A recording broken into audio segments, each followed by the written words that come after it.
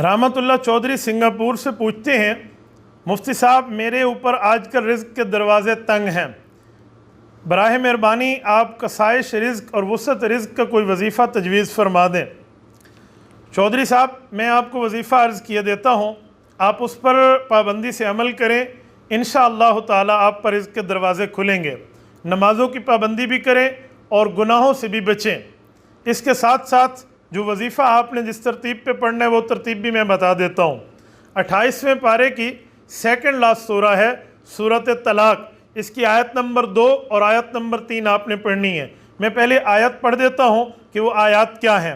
बिस्मिल्लाहिर्रहमानिर्रहीम वमन यत्तक़िल्लाह यजअल लहू मख़रजा वयरज़ुक़हु मिन हैसु ला यहतसिब वमन यतवक्कल अलल्लाहि फहुव हस्बुहु इन्नल्लाह बालिग़ु अम्री क़द जअलल्लाहु लिकुल्लि शैइन क़दरा।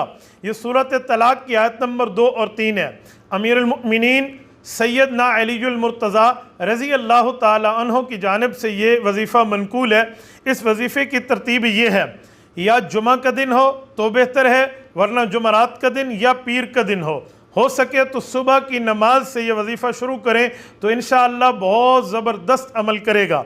उसकी तरतीब आपने 40 दिन तक पढ़ना है, पहले 159 मरतबा, फिर 40 दिन तक आपने 100 मरतबा इसको पढ़ना है और अल्लाह की रहमत से दुआ करनी है। जब आप दुआ करने लगे उससे पहले बेहतर है कि वजीफ़े के बाद और दुआ से पहले आप 2 रकात नमाज नफल सलातुल हाजत पढ़ेंगे।